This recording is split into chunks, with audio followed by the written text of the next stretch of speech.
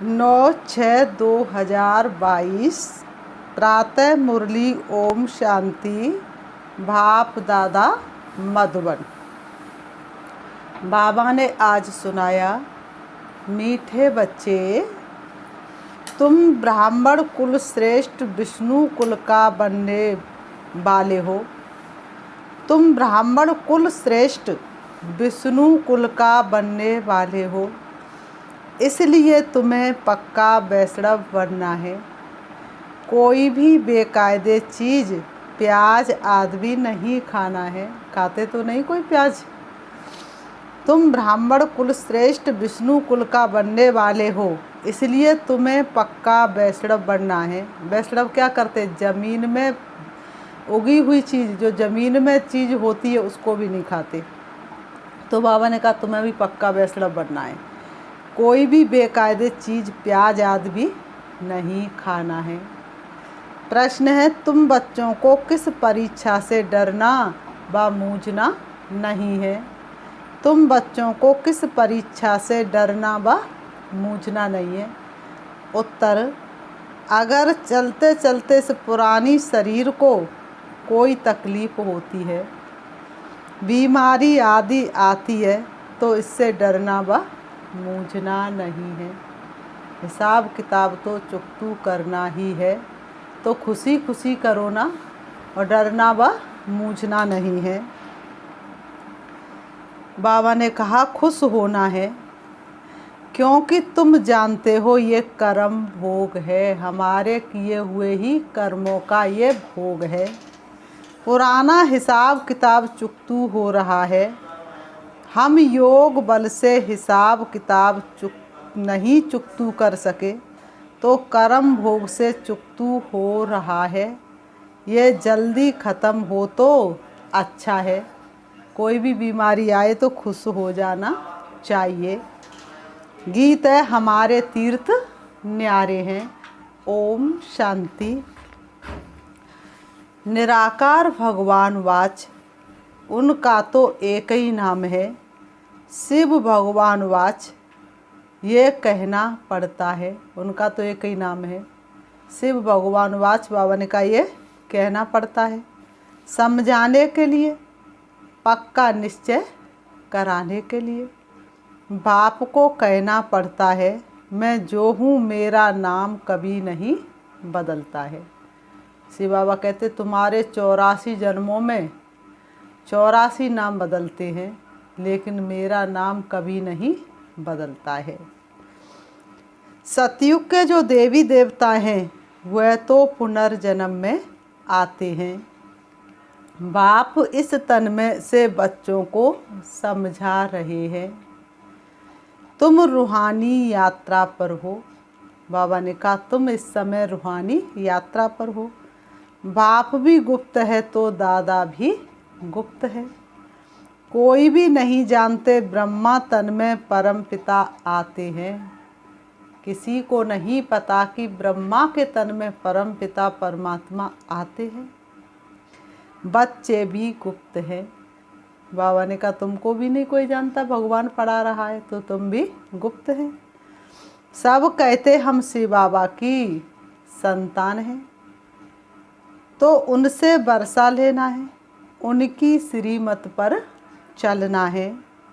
ये तो निश्चय है ही कि वह हमारा सुप्रीम बाप, सुप्रीम टीचर, सतगुरु है।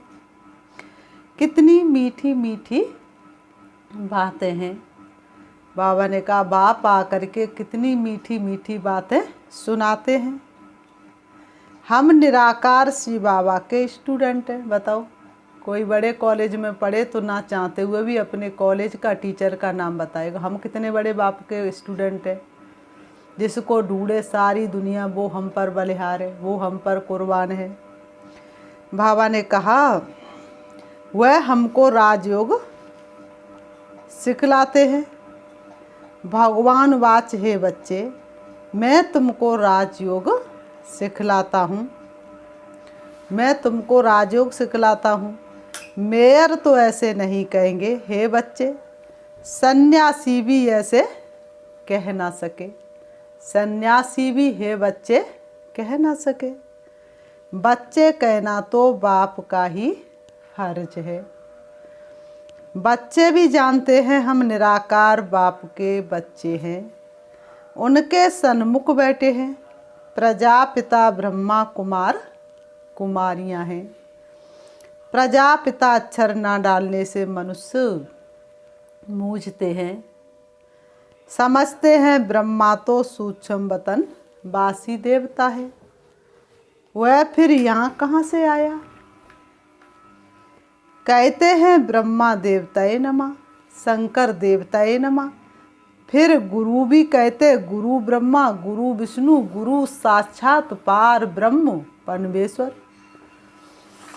अब विष्णु व शंकर तो गुरु है नहीं, ना विष्णु गुरु बनते किसी के और ना ही शंकर किसी के गुरु बनते हैं। समझते हैं शंकर पार्वती को कथा सुनाते हैं तो गुरु ठहरा। गुरु विष्णु भी नहीं है। सतयुग में लक्ष्मी नारायण गुरु बनते नहीं हैं। वहाँ पर तो अंधकार ही नहीं सो किसी को प्रकाश की जरूरत पड़े। गुरु का अर्थ क्या है? गु माने अंधकार, रू माने प्रकाश, अर्थात अंधकार से प्रकाश की ओर ले जाने वाला। तो सतयुग में तो अंधकार होता ही नहीं सो किसी को प्रकाश में ले जाया जाए। कृष्ण को भी बड़ा गुरु गीता का भगवान बना दिया है। लेकिन भगवान एक है, ये बात तुम बच्चों को सिद्ध करना है। तुम गुप्त सेना हो, रावण पर जीत पाते हो, अर्थात माया जीते जगत जीत बनते हो। माया पर जो जीत पाएगा वही जगत जीत बनेगा ना। माया धन को नहीं कहा जाता है, धन तो सतयुग में भी बहुत होता है। धन वाले को संपत्ति कहा जाता है। तो बाप बच्चों को समझाते हैं, बच्चे अब मौत सामने खड़ा है। ये वही 5000 वर्ष पहले वाले अक्षर हैं। एक 5000 वर्ष वाला यही गीता का वो ज्ञान है। सिर्फ निराकार भगवान वाच के बदले साकार कृष्ण का नाम लिख दिया है। बाप कहते ये नॉलेज जो तुमको अभी मिलती है ये है भविष्य प्रारब्धि के लिए।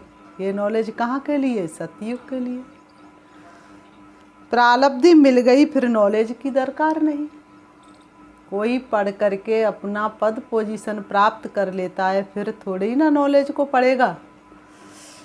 ये नॉलेज है ही पतित से पावन बनने की। बाबा कहते ये नॉलेज है ही पतित से पावन बनने की। पावन दुनिया में फिर किसी को गुरु करने की दरकार नहीं होती। वास्तव में गुरु तो एक ही परमपिता परमात्मा है। अंधकार से प्रकाश की ओर ले जाने वाला, अज्ञान से ज्ञान की ओर ले जाने वाला तो एक ही परमपिता है। मनुष्य तो हो नहीं सकता। पुकारते भी हैं हे पतित पावन आओ, तो समझाना चाहिए ना वही सुप्रीम गुरु है। सर्व का सदगति दाता राम गाया जाता है। इसलिए कहते भिखारी सारी दुनिया दाता एक राम, दुखियारी सारी दुनिया दाता एक राम। सारी दुनिया भीख मांग रही, देने वाला एक ही परमपिता परमात्मा है। तो वह जरूर तब आएंगे जब सभी दुर्गति में हैं। वहाँ तो है क्षीर सागर, सुख का सागर, विषय बैतड़ी नदी वहाँ होती नहीं। सतयुग त्रेता में विषय बैतड़ी नदी होती नहीं। विष्णु क्षीर सागर में रहेंगे तो जरूर उनके बच्चे भी साथ में रहेंगे। बाबा ने कहा अभी तुम ब्राह्मण कुल के हो फिर विष्णु कुल के बनेंगे। अभी तुम ब्राह्मण कुल के हो फिर तुम विष्णु कुल के बनेंगे। वह कंप्लीट वैष्णव है ना, वहाँ तो बदबू वाली ऐसी कोई चीज़ होती नहीं, सो छोड़नी पड़े। देवताओं के आगे कभी बेकायदे चीज़ प्याज याद नहीं रखेंगे। देवताओं के आगे कभी ऐसी चीज़ें नहीं रखेंगे। फिर से ऐसा, बाबा ने कहा फिर से देवताओं के आगे कभी ऐसी चीज़ नहीं रखेंगे। फिर से बाबा ने कहा ऐसा देवता बनना है तो ये सब छोड़ना पड़ेगा। तुमको देवताओं की दुनिया में चलना है, देवता बनना है तो ये सब तुमको छोड़ना पड़ेगा। ये है संगम युग, समझाया गया है तुम ब्राह्मण ही संगम पर हो, बाकी सब हैं कलयुग में। जब तक ब्राह्मण ना बने तब तक समझ नहीं सकेंगे।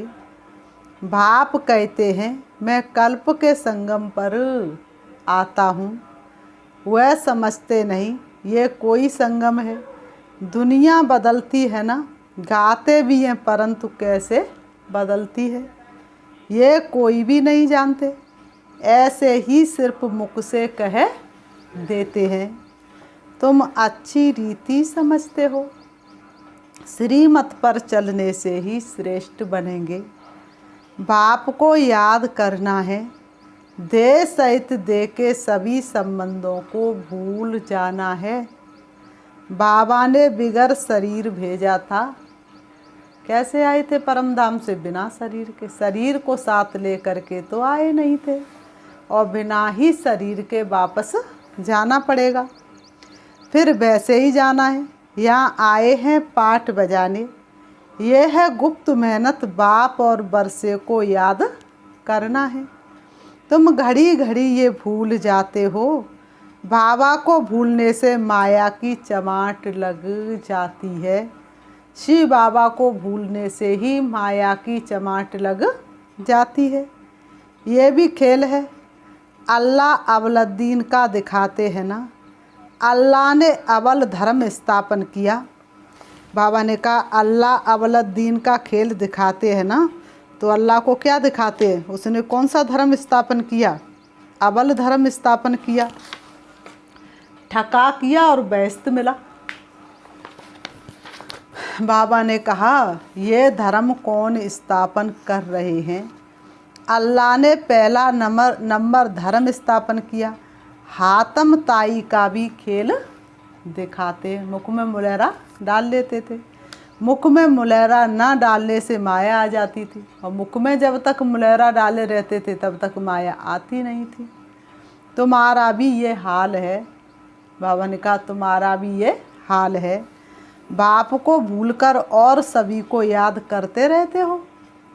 सिर्फ किसको भूलते हो? बाप को, और सबको याद करते रहते हो।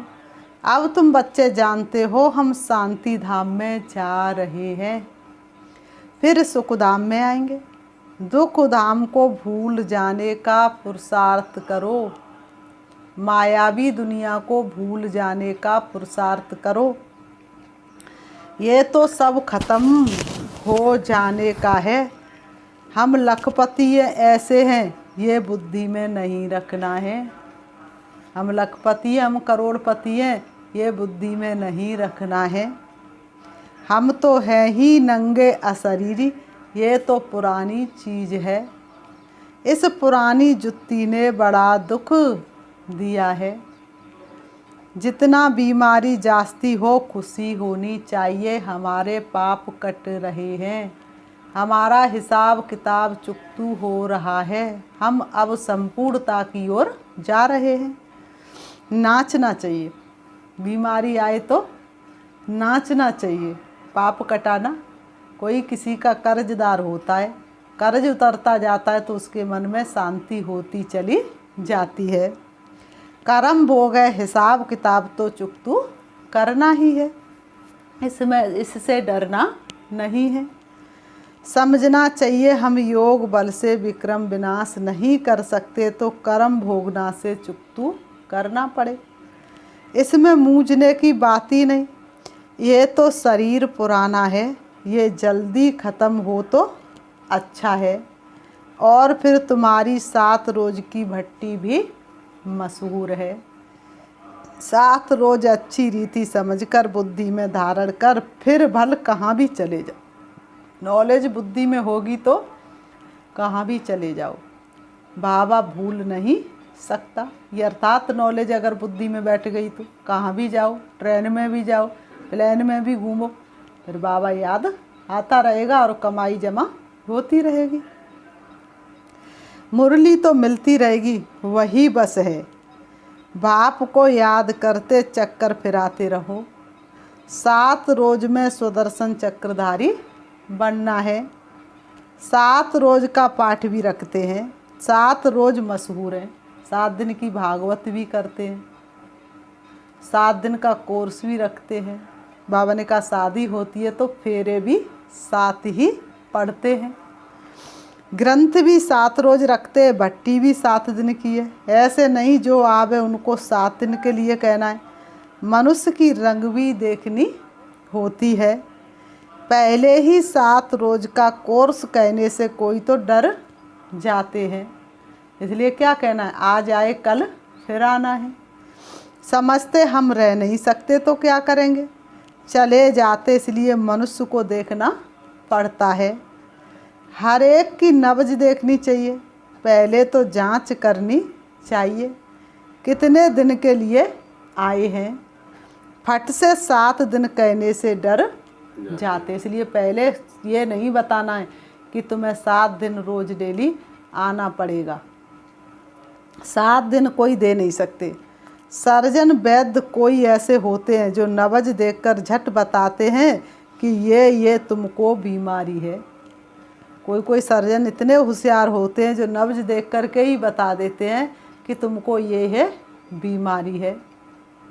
ये भी तो तुम्हारा अविनाशी ज्ञान का सर्जन है। तुम बच्चे भी मास्टर सर्जन हो, तुम्हें भी सामने वाले व्यक्ति को देख करके झट पता चल जाना चाहिए। बाबा ने कहा तुम बच्चे भी मास्टर सर्जन हो। यह है रुद्र ज्ञान यज्ञ। तुम कहते हो 1 सेकंड में मनुष्य को जीवन मुक्ति मिल सकती है, तो कोई भी कहते जब 1 सेकंड में जीवन मुक्ति मिल सकती है तो 7 रोज क्यों कहते हो। तुम कहते हो कि 1 सेकंड में जीवन मुक्ति मिल सकती है, तो फिर कोई कहेगा ना तो तुम 7 रोज क्यों कहते हो। 7 रोज की फिर आने की क्या ज़रूरत है। सेकंड की बात बताओ। कोई तो सेंटर पर आएंगे, हमें सिर्फ मेडिटेशन सीखना। क्यों सीखना है, हमारा माइंड बहुत डिस्टर्ब रहता है, तो मेडिटेशन सीखेंगे, कोर्स करना पड़ेगा। लेकिन बाबा ने कहा क्या करना है, इनसे ये नहीं कहना 7 रोज आओ। डर जाते हम तो नहीं रह सकते, इसलिए पहले नब्ज देखनी चाहिए। सबके लिए एक ही बात नहीं हो सकती। बहुत बच्चे डिससर्विस कर देते हैं, बहुत सारे बच्चे जो डिससर्विस कर देते हैं। फार्म भराने समय नब्ज देखकर पूछना होता है कितना दिन ठहर सकेंगे, कितने दिन तुम रेगुलर सेंटर पर आ सकेंगे, ये भी पूछना होता है। अच्छा ये बताओ, अच्छा ये तो बताओ सबका भगवान एक है ना। बाबा ने कहा पहले दिन आए और पूछो, ये तो बताओ सबका भगवान एक है ना। परम पिता से तुम्हारा क्या संबंध है, पहले तो इस बात पर समझाना होता है। परम पिता से तुम्हारा क्या संबंध है, पहले तो मनुष्यों को सिर्फ इस बात पर ही समझाना होता है कि वह बाप है, हम बच्चे हैं। वह हमारा बाप है और हम उसके बच्चे हैं। बाप तो वर्षा देते हैं, स्वर्ग का वर्षा मिलना चाहिए। स्वर्ग का रचयिता है, अभी तो नरक है ना, चारों तरफ नरक है ना।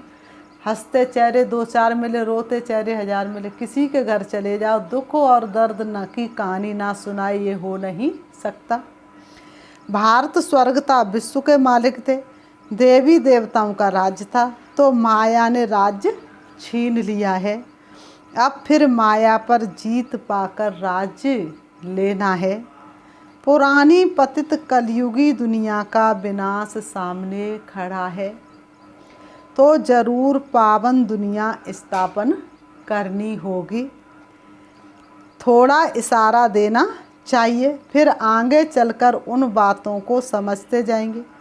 आज नहीं तो कल आ बीज बो दो, कल राठी ज़मीन होगी थोड़ी देर में उगेगा, और उपजाऊ होगी तो जल्दी उगाएगा, लेकिन हमेशा बीज बोते चलो, शिव पिता की याद दिलाते चलो, सबके भाग्य जगाते चलो। जाएंगे कहाँ, एक ही हट्टी है, सदगति मिलने की परम पिता परमात्मा शिव बाबा की एक ही हट्टी है। एक सेकंड में जीवन मुक्ति मिलनी है, हट्टी देखो कैसी है। बाबा ने कहा जिसके तुम सेल्समैन हो, जो अच्छा सेल्समैन होगा तो पद भी अच्छा पाएगा। सेल करने का भी अक्ल चाहिए, अगर अक्ल नहीं होगा तो वह क्या सर्विस करेगा। पहले तो निश्चय बिठाओ, फिर 7 रोज़ की बात। अरे बाप तो वर्षा देने आए हैं। भारत सुखधाम था, अभी भारत दुखधाम है। फिर सुखधाम कैसे बनता है, कौन बनाते हैं, पहले रास्ता बताना है। बाबा ने कहा मनुष्यों को पहले रास्ता बताना है। हम आत्मा शांति धाम की रहवासी हैं, फिर आते हैं पार्ट बजाने। अभी बाप कहते बच्चे वापिस घर जाना है। बच्चे अब वापिस चलना, इसलिए जल्दी जल्दी तैयार हो जाओ, अब वापिस घर जाना है। बाप को याद रखने से तुम्हारे विक्रम विनाश होंगे। तुम्हारे उड़ने के पंख जो टूट गए हैं वह मिलते रहेंगे। जितना जितना बाप को याद करते जाएंगे, तुम्हारे जो पंख टूट गए हैं वह तुमको मिलते जाएंगे। तुम चले आएंगे मेरे पास। बाबा ने कहा तुम चले आएंगे मेरे पास। बाप ही आकर कौड़ी से हीरे जैसा बनाते हैं। ये कमाई बड़ी ज़बरदस्त है। बाबा कहते ये कमाई बड़ी ज़बरदस्त है। बाप को याद करने से 21 जन्म के लिए तुम निरोगी बनते हो। चक्र को याद करने से तुम एवर हेल्दी वेल्दी बनेंगे। अभी तो दोनों नहीं हैं, तुम्हारे में भी नंबर 12 हैं। कच्चों को माया झट खा जाएगी, जो कच्चे होंगे उनको माया झट से खा जाएगी। फिर भी आगे चल स्मृति आएगी। पिछाड़ी में राजाएं भी आते हैं, सन्यासी आदि भी आते हैं। तुम कन्याओं माताओं ने ही बाण मारे हैं।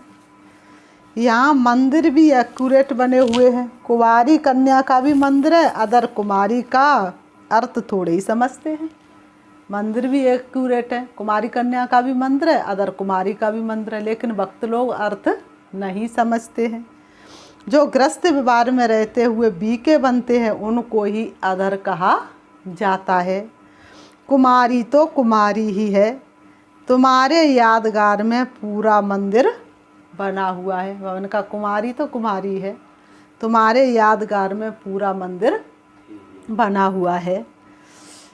कल्प पहले भी तुमने सर्विस की थी, तुमको कितनी खुशी होनी चाहिए।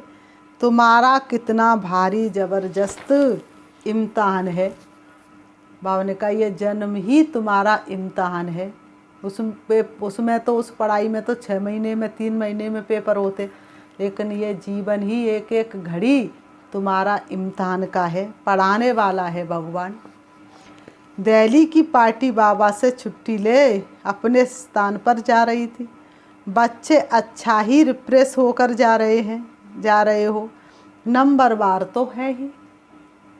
जो अच्छा समझते हुए अच्छा समझाते भी हैं। जो ज्ञान को अच्छा समझेंगे वो दूसरों को अच्छा समझाएंगे भी। ये तो बच्चे समझते हैं बाबा भी गुप्त, दादा भी गुप्त, हम भी गुप्त हैं, किसी को क्या पता, कोई भी जानते नहीं। ब्राह्मण लोग भी नहीं जानेंगे, तुमको ब्राह्मण लोग भी नहीं जानेंगे।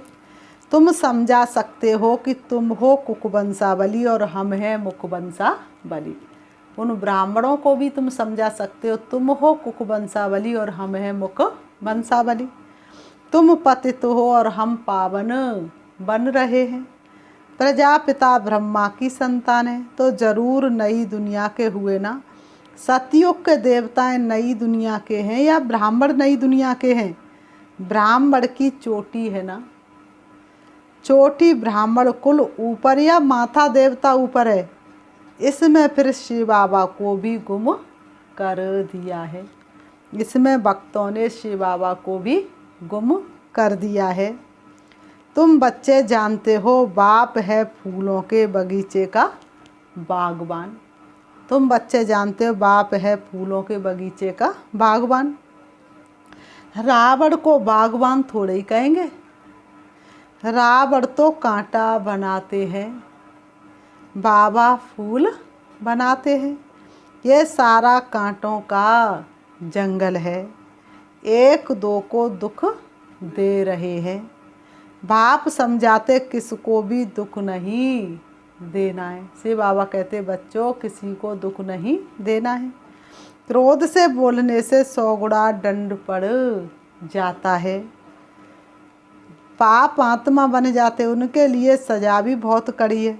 बाप के साथ मददगार बनने की गारंटी कर और फिर डिससर्विस करते हैं तो उनके लिए बहुत कड़ी सजा है। बाप के साथ गारंटी करते ना कि बाबा को याद करो तो तुम्हारे विक्रम विनाश हो जाएंगे, फिर डिससर्विस करते हैं, उनके लिए बहुत कड़ी सजा है। बच्चा बन और फिर विक्रम किया तो 100 गुना दंड मिल जाएगा, 100 गुना दंड मिल पड़ेगा। इसलिए अगर हिम्मत हो तो श्रीमत पर चलो। नर से नारायण बनना है, ऐसे नहीं। अच्छा प्रजा तो प्रजा ही सही, वन का नर से नारायण बनना है, ऐसे नहीं कि प्रजा तो प्रजा ही सही। कम से कम सतयुग को तो देखेंगे, भवन का ऐसे नहीं। नहीं, ये तो बहुत बड़ी माला है, मार्जिन बहुत है, इसमें हाथ फेल नहीं होना है, गिरना है फिर संभलना है। हमें उन राहों पर चलना है जहाँ गिरना और संभलना है, हाथ फेल नहीं होना है। शिव बाबा से 1 सेकंड में जीवन मुक्ति पाने की ये एक ही हट्टी है। फिर बाबा ने कहा अच्छा, मीठे मीठे सिकीलते बच्चों प्रति मात पिता बाप दादा का याद प्यार और गुड मॉर्निंग। रूहानी बाप की रूहानी बच्चों को नमस्ते। हम रूहानी बच्चों की रूहानी बाप दादा को याद प्यार और नमस्ते नमस्ते नमस्ते। धारणा के लिए मुख्य सार नंबर 1, ऊंच पद पाने के लिए शिव बाबा की हट्टी दुकान का अच्छा सेल्समैन बनना है। दुकान तो बहुत सारी है शिव बाबा की, लेकिन बाबा की दुकान कौन सा सेल्समैन अच्छी चला रहा है। हर एक की नबज देखकर फिर उसे ज्ञान देना है। नंबर 2, क्रोध के बस हो मुख से दुखदाई बोल नहीं बोलने हैं। बाप का मददगार बनने की गारंटी कर कोई भी डिससर्विस का काम नहीं करना है। वरदान, नथिंग न्यू की स्मृति से विघ्नों को खेल समझकर पार करने वाले अनुभवी मूर्त भव। स्पष्टीकरण, विघ्नों का आना ये भी ड्रामा में आदि से अंत तक नूद है, लेकिन वह विघ्न असंभव से संभव की अनुभूति कराते हैं। कितनी भी बड़ी परिस्थिति है, लेकिन बाबा की याद है तो असंभव भी संभव हो जाता है। अनुभवी आत्माओं के लिए विघ्न भी खेल लगते हैं। जैसे फुटबॉल के खेल में बाल आता है, ठोकर लगाते हैं, खेल खेलने में मज़ा आता है। बाबा कहते खेल खेलने में मज़ा आता है। ऐसे ये विघ्नों का खेल भी होता रहेगा। नथिंग न्यू ड्रामा खेल भी दिखाता है और संपन्न सफलता भी दिखाता है। ड्रामा खेल भी दिखाता है और संपन्न सफलता भी दिखाता है। स्लोगन, सबके गुणों को देख विशेषताओं की खुशबू फैलाओ तो ये संसार सुखमय बन जाएगा। सबके गुणों को देख विशेषताओं की खुशबू फैलाओ तो ये संसार सुखमय बन जाएगा। अच्छा, ओम शांति, ओम शांति। अब हम सभी 5 मिनट बाबा को याद करेंगे। अपने मन को पूरी तरह से हटाएंगे चारों तरफ से। सारे दिन की व्यर्थ बातों को 1 सेकंड में समाप्त करेंगे। देखेंगे अपने आप को दिव्य ज्योति के रूप में, दोनों भ्रुओं के बीच भ्रकुटी में विराजमान। मैं दिव्य आत्मा हूँ, भाग्य विदाता वरदाता बाप की संतान हूँ। मुझे आत्मा का दिव्य प्रकाश चारों तरफ फैल रहा है। मैं आत्मा दिव्य गुणों से सजी हुई हूँ। मैं निरसंकल्प हूँ। मेरा एक एक संकल्प शुद्ध और पवित्र है। व्यर्थ बातों से मुक्त हूँ, व्यर्थ संकल्पों से मुक्त हूँ। इस शरीर से अलग चमकते हुए सितारे की तरह उड़ रही हूँ। मेरी शक्तियाँ चारों तरफ फैल रही हैं। मैं आत्मा इस दुनिया से दूर देह और देह के संबंधों से मुक्त होकर के चली जा रही हूँ। मुझे बहुत हल्कापन महसूस हो रहा है। नीले आसमान से ऊपर मैं आत्मा उड़ रही हूँ। अब मुझे संसार की सभी वस्तुएं बहुत छोटी छोटी दिखाई दे रही हैं, उससे भी दूर, सूरज चांद सितारों से पार। अब मुझे संसार की कोई वस्तु दिखाई नहीं दे रही। मैं चली जा रही हूँ। सूक्ष्म वतन, फरिश्तों की दुनिया, फरिश्तों के बादशाह ब्रह्मा बाबा जहाँ बैठे हैं, मैं 1 सेकंड के लिए उस फरिश्तों की दुनिया में ठहरती हूँ। चमकीली ड्रेस के साथ ब्रह्मा बाबा के सामने होती हूँ। उनकी दृष्टि मुझ आत्मा पर पड़ रही है। अब मैं आत्मा फरिश्ते की ड्रेस से भी मुक्त होकर चली जा रही हूँ। परम धाम शांति धाम में, जहाँ हल्के सुनहरे लाल रंग का आसमान है, चमकता हुआ दिव्य सितारा है।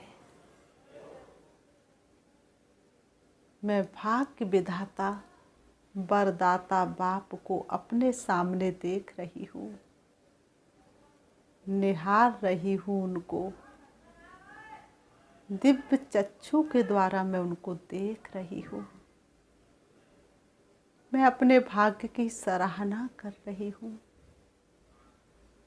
मैं कितनी भाग्यशाली हूँ। स्वयं भाग्य विधाता मेरे सन्मुख है।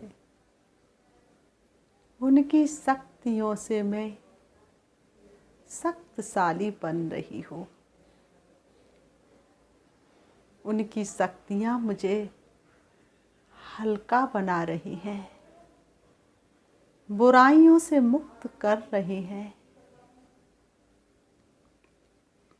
मेरे भाग्य का सितारा चमकता जा रहा है। मैं आत्मा अपने आप को पद्मा पदम भाग्यशाली अनुभव कर रही हूँ। भाग्य विदाता बाप से संपूर्ण भाग्य लेकर मैं आत्मा अब चली आ रही हूँ परम धाम से नीचे, हर रिश्तों की दुनिया से भी नीचे, सूरज चांद सितारों से भी नीचे आ जाती हूँ सृष्टि रंग मंच पर। आकर के दोनों प्रभुओं के बीच भ्रकुटी में विराजमान हो जाती हूँ। मेरा भाग्य का सितारा दूसरे के भाग्य को भी चमका रहा है। कोई भी मेरे सामने आता है वह पद्मा पदम भाग्यशाली अपने को अनुभव करता है। ओम शांति, ओम शांति।